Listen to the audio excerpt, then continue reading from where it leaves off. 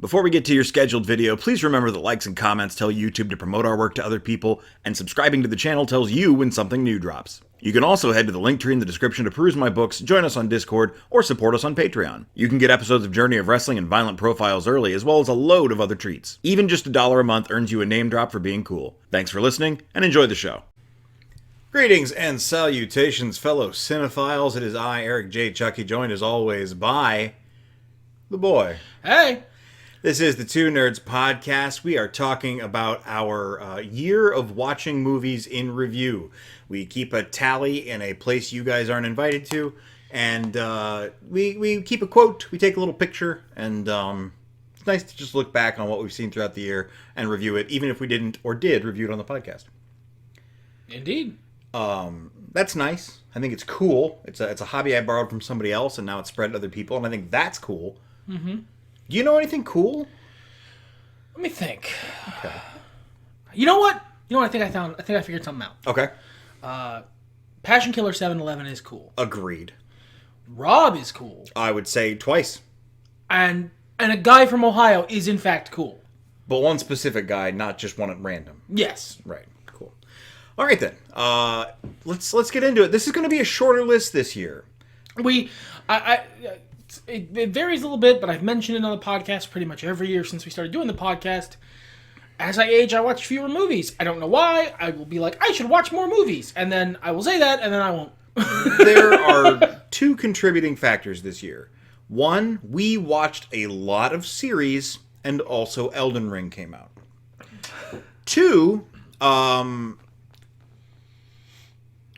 we didn't do any big major rewatches. Usually we'll try and sneak one in, big major rewatch or introducing a new friend to something nerdy that they haven't seen before. Nothing this year. None of that. No, we took a break. Probably going to do some this year. There's some I'm really looking forward to. But another interesting facet of our movie homework this year, you didn't see any movies I didn't see. Yeah, you saw a bunch I didn't see. Yes, that is true. I think I only watched like 12 movies this year. Yeah, it was a quiet year for movies. Lots of YouTube, lots of series. And of course, as I said, Elden Ring. Yeah, Elden Ring. That devoured a certain portion of time. But hey, we're here. We're going to talk about our movies. We appreciate you guys for being here. If I don't mention it out loud, that means I'm stupid. Violent Profiles is coming back, in case you didn't see. My little series about fighting games and their characters in them. Starting February 1st. Very exciting. I'm very excited. You're very excited. And you want to subscribe at the $10 tier on Patreon. So the first movie is the same as it is every year. As it shall be for every year. Yeah, we skipped once. Because we skipped 1 year and it was 2020 and we're sorry. So to prevent us from being once again the bearers of the curse, we watched Saint Young Men on January 1st of this year. And I've seen this movie more than any other movie since I started counting them, and more than maybe everything but maybe like 2 other movies generally. When I was in high school, I had The Crow, House of a Thousand Corpses, the first Raimi Spider-Man movie, and The Lord of the Rings on repeat, basically constantly. I think, and I'm not, it's a long story, but I think the only movie that I will never top with Saint Young Men Saint Young Men will never overtake will be Shrek. I have seen Shrek maybe 200 times. Because you love Shrek. I'm not getting into it. Somebody once told you. So what did you choose for your quote for Saint Young Men last year? I chose, "It's been a good year, hasn't it?" And then the response, "Yup." I've seen this movie so many times. A while ago I started trying to pick fun quotes that reflect my feelings on the year. I chose, "What happened? You're covered in tears and blood." So you did the same thing. Yeah. Oh, yeah. For those of you who are just joining us, Saint Young Men is an anime about Jesus and Buddha taking a holiday in Japan for at least a year. There's a series that goes with it, manga that went even deeper. This became our tradition because I found it the year it came out, which was 2013. I watched a few episodes of the series, and then I was like, hey, the boy, we should watch this. And we happened to watch it on New Year's, and barring 2020, we watched it every New Year since. Yep. Since it came out. moving along, let's see if I watched anything between then. No, we did not. So I'm going to let you keep taking the lead on this, my brother. The next movie I watched was The Batman. Not just Batman, that's a different movie. The Batman in the 2022 version, the quote I chose was, "I'm vengeance." I'll leave it up to you to decide which instance of that particular phrase I took, but it might as well be all of them because they're all really good. This movie, I think we did a podcast on it. We did. If you want a lot of my more in-depth thoughts, go there. Well, it's been about a year. Do you have any thoughts changed? Not so much changed. As I've gotten further from this movie, I've enjoyed parts of it a lot more, and parts of it I'm looking forward to seeing how they develop. I have some hopes for the sequels. If there is a sequel, I hope that maybe Bruce is a little bit of a better detective in it. He was kind of a goober in this, in a way that made sense for the character, but he wasn't exactly the world's greatest detective on this one, and I'm looking forward for it being a detective story, more of that in the next one. I think he did just fine. Bruce needs a nap. He needed some sleep. Maybe he can get some sleep. My quote was, "You got a lot of cats." Because it was a very normal observation for a human to make. Yeah, I really love... Man, I love over-the-top superheroes, don't get me wrong, but those human moments where they're like, shit, there's a bunch of cats in here. I was not expecting this from the sexy dance club lady. We gotta address these cats. That's actually one of the things I really like about the Marvel movies, because everyone, not everyone, but many people, especially as they have grown more to be an established part of and the vanguard of pop culture, have found it to be humorous to hate on Marvel movies for various reasons. One of them being that the actors the dialogue is always very light and quippy. Man, I don't know about y'all, but if I was in a stressful situation, actually I've been in several stressful situations, you know what I do? I make jokes. I make jokes to vent the tension. That is a normal thing humans do. And little fucking, how to put this? Little observations, right? Little, normal human moments like that are one of the reasons I like the MCU, and it's one of the reasons I like this movie. Everyone's pretty much a person in this. Even if they're a weird autist, they're a person. That's what I like about Marvel in general. That's why I was always more drawn to Marvel as a child. It's the Stan Lee effect. These are people, and they're in extraordinary situations, but they are still people. It's what I love about Spider-Man and what I love about the latest Spider-Man series, Joe Spider-Man. There should be a Gold Man. There should be a Gold Man. You know who else thought that? Some of the cast of Atlantis: The Lost Empire from 2001.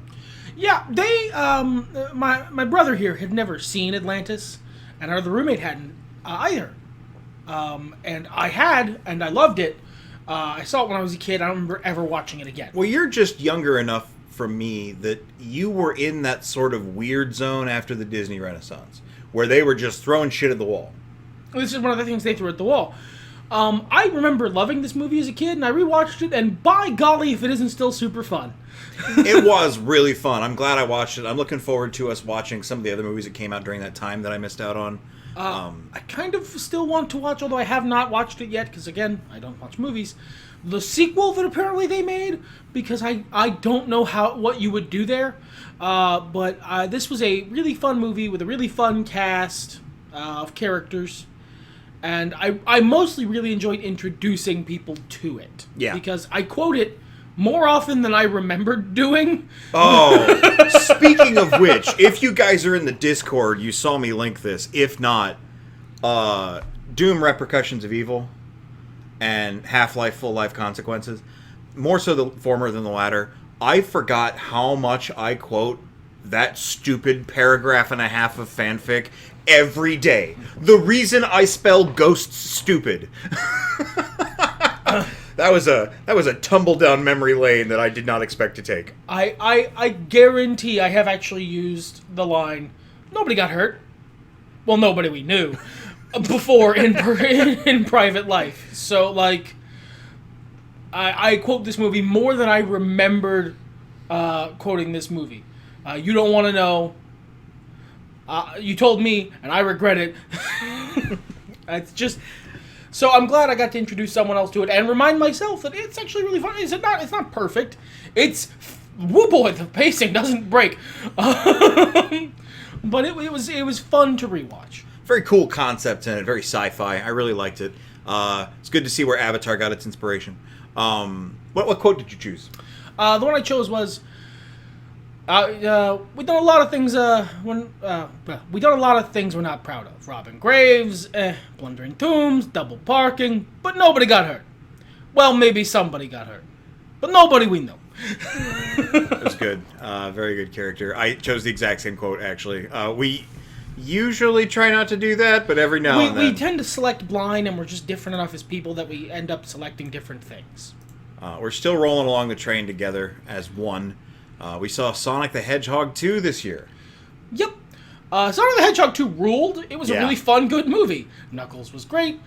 Tails was great. As someone who's not super into the Sonic from the yore, I never got into the fandom of Sonic because you people fucking scare me. This movie is great and fun, and Jim Carrey's last role as an actor, and thus it becomes even funnier. Yeah, we were really pleasantly surprised by the first one, and it wasn't as much of a surprise, but this was a great time. We sort of mentioned it in a podcast, but it was a big kludge of a podcast, so it's nice to give it a little bit more time that it's due. What was your quote from Sonic the Hedgehog 2? I don't remember who said this. So it's just, it's like that? Okay, we're not friends. It has been a while. Mine was run. I don't remember what the context for that is. All I hear is we are keeping along with keeping in time. Here's a movie I have mixed feelings on that I need to rewatch. Here's a movie that I don't have mixed feelings on. I'm pretty confident, but those feelings are it was mid. Doctor Strange in the Multiverse of Madness. The quote I chose was, I don't even want to know. I picked, but I can. Yeah. Yeah, shit. that's of course you would. Yes. Of course I would. The Elusive Man, one of the best characters in fiction. We covered this on the podcast, but just, you guys don't have to go all the way there. We'd appreciate it if you listened, but just as a refresher, I was told, I was warned. You directly with the exact phrase, it is a Sam Raimi movie. And I assumed it was going to be like Sam Raimi's Spider-Man. Not because The Evil Dead. This was a young person who was telling me this, younger than you, so I figured that's what their knowledge of Sam Raimi was. Nope, it was Army of Darkness. It really was. It was mid. It wasn't bad. It wasn't a bad movie. It was just an aggressively mediocre MCU movie. I liked what they did with the ending. I thought that was cool, graphically, if nothing else. I liked their interpretation of America Chavez. I think she's a cool character in concept that always gets played a little too Captain Marvel. And we already have a Captain Marvel.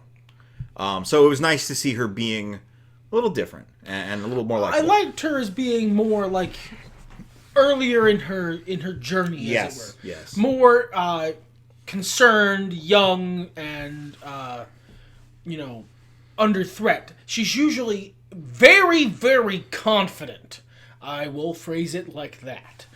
And this was a wonderful departure. I like this version of the character much more than the version from the comics, as is so often the case in the MCU. And as much as it wasn't exactly what I was expecting, it was cool to see the Illuminati on screen. Yeah, they kind of didn't put in the best showing, but, I got it at least. Yeah. What's next in the giant watchography? No, you have not seen this. No, you have not. So, all you, friend. Jurassic World Dominion. The quote I picked was, Jurassic World, not a fan. Which is funny because I wasn't. I hated the first movie in this trilogy. I hated most of the characters. It made me want the dinosaurs to win, and the dinosaur was a dill hole. But the second was a lot better. And the third one was everything I wanted from a Jurassic Park, Jurassic World crossover fan fiction. They hit every note. And I haven't seen it. I wasn't super interested. The The second movie was better. I liked the first movie just fine, but I just wasn't interested in seeing this in the theaters. I had no desire to. I had a really good time with it. Well, we talked about it on the podcast, at which point I was like, yeah, this was probably, like, I might like it more than the original if the original weren't the original. You know what I mean? If the original didn't have the inherent bonus of being fucking Jurassic Park. Right, like, but I don't know that it can beat that echelon, but man, what an astoundingly good film. Like, not Shakespeare. Well, it's a fucking Jurassic Park movie. I don't want it to be Shakespeare. Right. I think the big criticism a lot of folks had is that there were more bugs than dinosaurs in certain parts, but they were very big bugs. Oh, there were big bugs? Yeah. Oh, it all makes sense now. That's why you like the movie Great Big Bugs. Well, yeah. I was just talking earlier about how I'd love to live in Australia because, man, tree crabs and giant bugs, the grasshopper things they made for the movie were very much like Wheatas.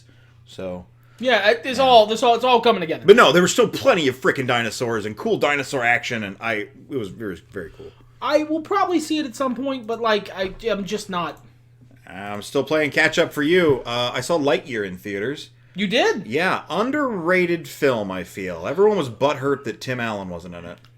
As though that was some slight Disney performed and not because he was too busy filming his next Santa Claus movie for Disney. I don't really give a shit about Tim Allen. So I didn't want to see this in the theaters because this is a movie that should exist in the Toy Story universe. It does.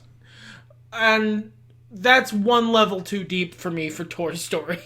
It was just a cool sci-fi story. Like, if you like old pulp sci-fi, I would recommend it. It does a lot of homage to, like, really, like, 1960s era stuff. A lot of the old Disney stuff, you know what I mean? Like, in the early formative years of, like, Disney World and shit, it really does pay homage to a lot of that. But it was a fine story, and I had a good time. The quote I chose was, it's a hissing noise, phoneticized to several H's. it was sort of, I believe, an air conditioner noise, if I remember correctly, but it's been a while. And then we podcasted on this shit. Oh, yes, we did. The one failed experiment of two nerds don't go to the movies.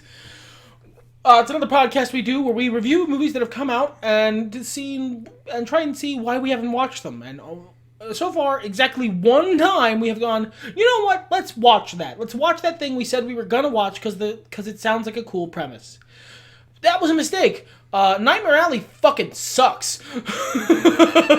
And it sounds like a worse interpretation of every iteration of the movie or book that came before. We went to all the trouble to look up the other interpretations, look up the original book. Like, maybe it was better. Look up the other adaptations. No, the original book sounds better, and the other adaptations sound better. All the changes they made the story less coherent and worse. And oh man, there's a long, angry podcast about this movie. It is a bad movie. Do not watch it. I agree. What was Watch one of the other adaptations. Genuinely, they sound better. Yeah. What was the quote you chose? Same grift, different threads. I did like that line. What does this wheel thing do? Well, that's bullshit. Yeah, I love that too. There were some good performances. Honestly, the first third of this movie was good. It was a nice setup. It's just when it started paying things off and you were like, oh. Oh, it's this? Oh, well, never. Is that how you chose to pay that off? Okay, if you say so. Next movie I saw, and the next movie he saw as well, was Thor: Love and Thunder. I saw this in the theaters. The quote I chose was, Look, it's the Cronin God, Ninny of the Nonny. Hey, Ninny Nonny. It was good.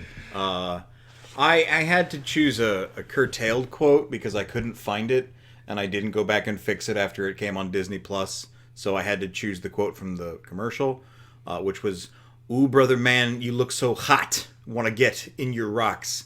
When we get together, we're gonna get it on. We're gonna make some babies." There's lyrics missing there, and they upset me. This is, of course, the Cronin love song. Serenades us with. Yeah. This movie's fun as fuck. It was really fun. It's not the brainiest movie to ever live, but it was fun. Sometimes it ain't gotta be more than that, man. And it was really well made for what it was. There was a lot of attention to detail. in the showing and not the telling, and the story that was told in musical numbers. We did a podcast on this one too, and I really liked Batman. Christian Bale as Thank Gore you. the God Butcher. Yes. I couldn't think of any of other names. I thought that was a phenomenal performance. The entire black and white scene was amazing, and he managed to bring energy that you wouldn't expect in a Thor movie this goofy, to make things feel kind of serious. A genuine sense of threat. Yeah, sense of threat. Good way to put that. And humanity. I would really recommend seeing this one. And if you thought it was worse than Doctor Strange, you're wrong. Sorry, you were. Yeah, that's just... Well, look, let's take a poll, okay? Okay. Of all the people here, do you think Multiverse of Madness is better than this movie? No, it's much worse. I also think that the Thor movie was a better film. Yeah, I agree. So, yeah, that's 100%. unanimous. Sorry. I'm sorry. I caught Solo: A Star Wars Story. The quote I chose was, "What was that, Terrace Kasi?" What a great payoff. What a great little nod. I was so excited in the theater when I saw that. I still love this movie. This is still probably my favorite Star Wars movie. Well, I didn't see it this year. He happened to catch it, I guess. I was at a friend's house doing some work, and it was on TV. It's one of the best Star Wars movies, partially because it's focused on the part of Star Wars that is interesting. And Solo. Part of Star Wars that is interesting is not the big fucking Clash of the Jedi and I am all the Sith and I am the Senate or whatever the fucking line is. What if he did say that? That would have actually been pretty cool. Yeah. If he just said, "I am the Senate" again. Yeah. It's still stupid, it makes but like his catchphrase. Yeah. It's like, it's funny at that point. Like, why would you bring this up now? Are you okay? Clearly not. We grew me in a vat. But it's the people who live in this universe, the little bits and bobs and like the very lived in grungy sci-fi universe that is Star Wars. That's the part of this. That's why The Mandalorian is the best Star Wars movie, because it's that.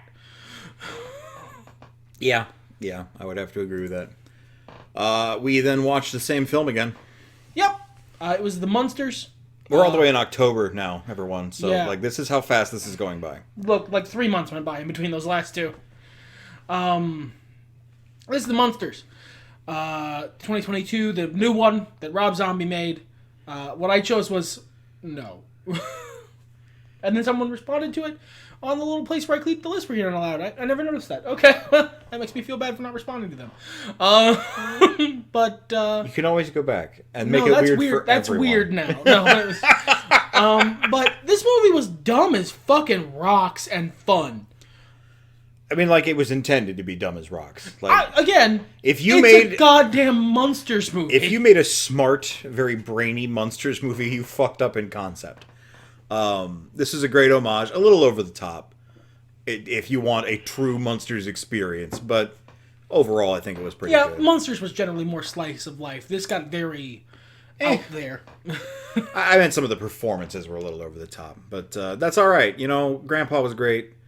Grandpa fucking channeled. I mentioned this on the podcast. We did a podcast on this. Grandpa channeled the original actor for Grandpa so well that my brain was like, that guy has to be dead. What the hell is going on? Current actor Dan Roebuck, who is phenomenal. He's my favorite Satan. And original actor Al Lewis. Yeah, he channeled Al Lewis so purely that my brain was like, what? What? For just a second. Phenomenal. Astounding. A tour de force of dumb puns. The quote I chose for this movie was one I accidentally said before the movie came out. I was sitting having a conversation with my girlfriend about this. Or not even about Monsters. About something. And she said, "Remains to be seen." And I said, "That's what they say at the Glass Coffin Factory." And lo and behold, have you fellas heard about the new glass coffins? We have not. Are they successful? Remains to be seen, Mr. Gateman. Remains to be seen. And I felt very... Seen? Yes. My remains. Very seen. Another movie we did a podcast on. A TV short. A TV special. It went on this list because it's in that sort of vague mid-range that I have to make a call on because I recently got, this isn't an ad, we aren't on this, but I recently got Nebula and thus Curiosity Stream, and there's a lot of documentaries on there, and I don't know if I should put them on the list, because it kind of, sometimes I will put on documentaries, but... So basically, and I'm giving you this advice right here live on the show, because I've had to make this call a couple times, as we'll see in a moment, but I feel like if it is feature length, it's a documentary. And if it's not, it's a YouTube video. That's basically my thoughts. Now, if it's fiction, it might be a short film. You might want to put it on there like that. Short films definitely count. I've added them before. Yeah, same. And this is kind of what this was. It was a short film. I don't think it was 80 minutes. Which is Werewolf by Night. Yep. The quote I chose for Werewolf by Night was, Ted? And I picked... Yeah. This was good. This was, werewolfy. And it took place at night. This isn't a period piece. It's intended to take place pretty, like in modern times. But it really felt like a 70s Hammer horror movie. It really did. They nailed the period film technique, even if the setting wasn't period. And I really enjoyed that. Once again, it's part of the podcast we did for the Munsters. If you want to go back and take a look at that, it'll get some full thoughts in there. But I had a lot of fun with this. One of my favorite Marvel characters got to show up, and that makes me happy. Yeah. Moving along to The Frighteners, 1996. This is just him. Yeah, it is just me, Michael J. Fox, and some ghosts fight some ghosts. It is weird, goofy, fun, very Burton adjacent. I've never seen this movie. I think it'd get you a chortle, but I wouldn't suggest you sit down and make time to watch it. I'm not going to, so it's good. Yeah. Did you suggest that I not? The quote I chose was, "But what about the guy in the toilet? What did he do? Piss on your hush puppies?" Okay, that's certainly a thing. So I said in our Andor review that like the main cop guy, the Wiener, reminded me of a character from this film, and it's that character, and he's like a Lynchian stereotype taken to extremes. And in this film that's already kind of off, he's like the wackadoo puzzle piece that just shatters everything. What a performance as well. Fun movie, like nothing crazy. Another one we did a full podcast on. Yes, the next movie I watched was Black Adam. Because Dwayne Johnson politely asked me several times to go watch it in theaters, so I did. The quote, I don't believe I have exactly right, because it wasn't anywhere on the internet, and I did this right after the movie came out, but the quote I picked was, "Don't worry, I died by electricity."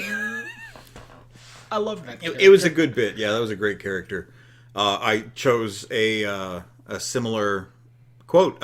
Some women like a bald spot. Curly on the outside, smooth on the inside. Black Adam is a podcast that you can watch. I would like to say, though, I went a little too hard on it because you caught me during the deflation moment as the magic trick of the movie wore off, and I was going, I don't think that was actually as good as I thought it was. You were a little harsh on it, I was. But like I felt like I was a moderating influence on that. I would agree. I wanted this movie to be better, and that's like... Whereas this was pretty much the movie I expected it to be. Well, that's different. It's the movie I expected, not the movie I wanted. Ah, that's fair. But it was still pretty good, and it's a shame that it cost so much money, and then it didn't do very well. If only someone could have taken less money for the movie. How would you do that? I don't think that's possible. I watched Cartoon All-Stars to the Rescue from 1990. It was a TV short. Man, if you were a late 80s, early 90s kid, you want a fucking trip. Watch Cartoon All-Stars to the Rescue. The premise is characters like Winnie the Pooh and Michelangelo of the Ninja Turtles, Alvin and the Chipmunks, the Muppet Babies, They help a kid kick off drugs while an evil, compelling smoke monster tries to get him to do drugs. So the premise of the film is what happens when you take mushrooms? It's an anti-drug PSA that makes drugs seem really cool. I love it because it's so many properties owned by so many different studios. Garfield is in this. Alf is in this. And it's this, like, I never say the word right, but the 100-layer cake from France, like a cross-section of 1980s, late 80s pop culture in a drug PSA of all things. Like, man, you guys thought weed was that important at the time. That's phenomenal. The quote I chose was from Theodore and Simon of the Chipmunks. Theodore asks, "What's that funny smell?" Simon, dead serious. Simon? I'm sorry. This is Simon from the Chipmunks. Simon, the glasses one. "I hate to suggest this, but my guess would be marijuana, an unlawful substance used to experience artificial highs." Simon's a narc? Are you surprised? Not really. Someone has to be with Alvin around. I watched an incredible short film documentary. Wasn't a short film, I just said the wrong thing. Disney Channel's theme, A History Mystery by Defunctland. Wow. I would love to spend a lot of time talking about how great this is, but I won't because you should watch it. Defunctland's a way more popular channel. I will say that I really like Defunctland. I watched a little less than a third of this, and it didn't grab me, so... Like, it's possible that it won't grab you. I would recommend trying to finish it if you can. It's not a bad watch, but I can understand why someone would be disinterested and then go, I have literally 1 million video games I could be playing. I'm going to go do that. I literally stopped to go play Cyberpunk. But this is ultimately a documentary about the little guy. The person you never think of who's making a career doing what they love for, you know, a tiny logo or the background wallpaper of your favorite website or stuff like that. Like, just somebody had to make that shit. And that's very exciting to me, and it's presented very well. The quote I chose was, spoiler alert, "Oh my God, I know how to find the composer." Thrilling. Delivered amazingly. We both watched The Guardians of the Galaxy Holiday Special. It's the title card. Because it's just pure joy.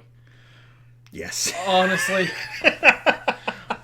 The quote I chose was, "You can't outrun me, bacon." I picked A Little Funny Man. I don't know. Did we do a podcast on this? We kind of mentioned it offhand, I believe. Part of the reason we didn't, I think, because I remembered not doing one, was that there's not a lot to say about the Guardians of the Galaxy Holiday Special. It is James Gunn tier Guardians of the Galaxy. They're always a little bit... It's like Guardians of the Galaxy and other properties and other MCU things. They're like, you know, they're Coke. They're good. James Gunn Guardians of the Galaxy is like that McDonald's Coke.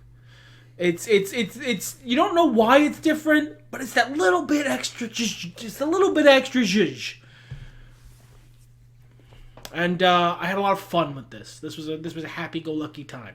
I don't think anybody fails to use the Guardians, but no one uses them as well as James Gunn. Yeah, it's the difference between a competent, like, hand, as it were, and a top-tier talent. It's a difference between someone who knows how to use the tools and a master craftsman. Yeah, I would agree.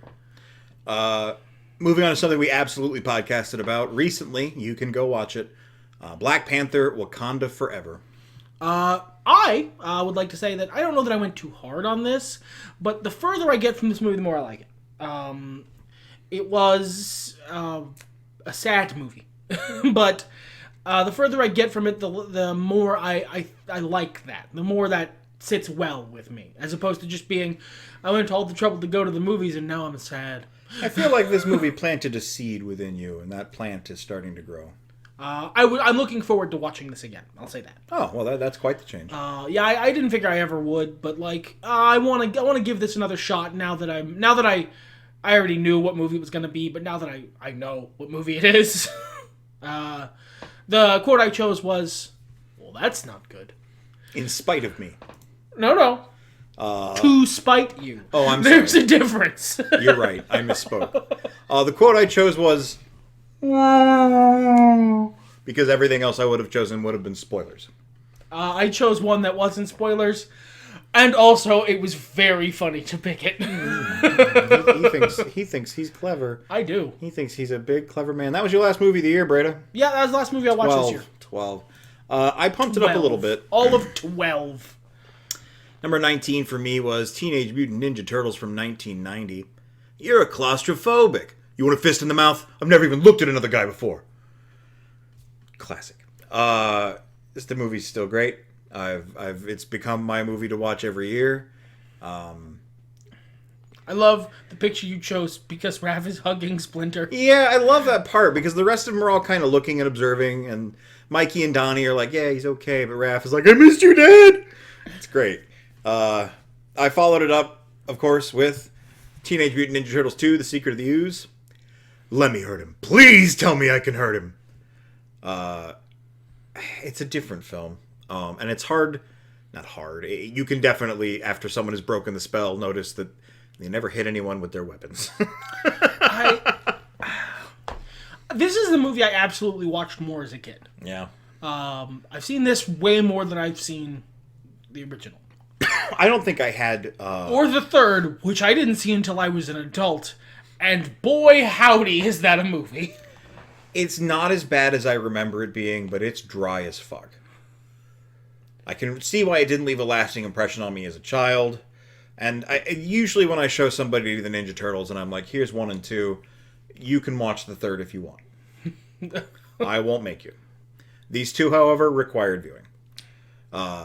They're good. Take a look at them. Watch some behind-the-scenes stuff on them. The kind of tech that they, if not pioneered, then at least innovated to make these movies happen. Incredible. I watched a documentary on the internet, The Complete History of WWE from Cultaholic. Cultaholic's where I get all my wrestling news. They're really cool guys. If you want cool wrestling news, I recommend following their channel. They do listicles and fun pitches and fantasy booking and stuff. The quote I chose was, "It turned out that McMahon had unknowingly fathered another child out of wedlock, and said child just so happened to be a current WWE superstar. After weeks of bizarre speculation and needless guessing games, the son was revealed to be Hornswoggle, the pint-sized leprechaun who lived beneath the ring." Now, this documentary, is this the in-universe timeline? No, it is an actual, like, the hits of what happened since, I think even before the WWF. Kind of the formation of the company. But it is a documentary on, like, the company and the things that... It's not like the in-universe timeline. Because this quote is phrased like that is a real thing that happened and not the storyline. The fun thing is that it's in contrast. So if anybody followed the link on the website that you're not allowed to go to, like we've got a secret social media website. We do. It's just for us. It's called Crumble. You know what? You're allowed on Discord. Yeah, you are. If you want to hang out with us and chat and talk about cool shit like this, please link in the Linktree. But I think it's also in the description, actually. But the rest of this is so matter of fact that as I was watching it and going, I remember that, or, oh, there's a small tidbit I didn't know, when they happened to hit the highlight of what was a major storyline in the company at the time, that Hornswoggle is Vince McMahon's secret son. It was supposed to be Mr. Kennedy, right? Yes, but then he fucked up. But, they go through, they hit the biggest storyline beats, and it's mostly as much behind-the-scenes stuff. I mean, it's only about 3 hours, so it's not comprehensive. You couldn't be. Well, I mean, it would take, like, I feel like a docu-series. Oh, absolutely, yeah. Maybe, like, 6 episodes. They do a lot of other smaller documentaries on big things that happened, like the Screwjob and Chris Benoit and stuff like that. So, and I would absolutely recommend watching them. They got great editing, and they are very thorough researchers. So, Not the last movie I saw in the year, though. Last year, I believe, some people on the internet, I don't have the facts here to tell you who, but remastered a 1986 Super Mario Brothers anime. It was almost lost media, and they restored it. I'm always so happy when that happens. Even if it's something I never would watch, I really enjoy that it exists. Well, a little early, November, I think, I watched Captain N, the entirety of the series, and I was having a Jones for that kind of thing, and I decided to turn this on. Well, I have to watch it, because it's got subtitles and I don't speak Japanese. It wasn't good. There were some fun parts, and it was kind of funny to see certain concepts that eventually became something more. And it was just sort of... Luigi looking an absolute shambles, man. With his blue overalls and his yellow shirt, yeah. The fit is not tight, my dude. The quote I chose was, "Amazing! Yeah! Let's go there! Yeah! Where is it? I don't know. I'll ask directory assistants." That is good. It was pretty funny. It was a good joke, yeah. Then... I'm looking forward to this. I've been wanting to watch old 80s movies that I missed as a kid. I don't necessarily have complaints about this, but I ended up having kind of a sheltered childhood. So while a lot of my peers were seeing stuff like Goonies and Problem Child and this movie, Gremlins, I was not. So I'm kind of going back and checking that stuff out. And Gremlins was this year. It was a Christmas film. I watched it around Christmas. The quotes I chose were, "Let me drive. No, you're drunk. You always get to drive. It's because I'm the sheriff, asshole." I think Gremlins was a great film. If I had seen this when I was a kid, I would have loved it. I did see this as a kid, and I did like it a lot. I might make it a yearly rewatch around Christmas. If not, I might add it into a rotation with It's a good Christmas movie. It is, and unlike Die Hard, it is 100% a Christmas movie. Yeah, there are movies that happen around Christmas, like Die Hard or Kiss Kiss Bang Bang, and there are Christmas movies. This is an absurd, dark comedy. The speech about Christmas, about the bad Christmas that Phoebe Cates gives. With the dad? Yeah. Yeah. It that affected me. Me too. And I was like, this is absurd, but like she's acting her ass off for it. She's and like even if you haven't seen Gremlins, you know Gremlins. You can Google Gremlins and look at it. The level to which that actress is performing was not on the assignment. Just a really fun film. Really good monster movie. I miss movies like this. This was a really good trip down someone else's memory lane. And then... I followed it up a few days later with Gremlins 2, the new batch. I'm absolutely so happy for him that he watched Gremlins 2. But I wish I had had time to warn him about Gremlins 2. No, I'm glad you didn't. You said it was different. You said Gremlins and Gremlins 2 are two different movies, and I went, okay.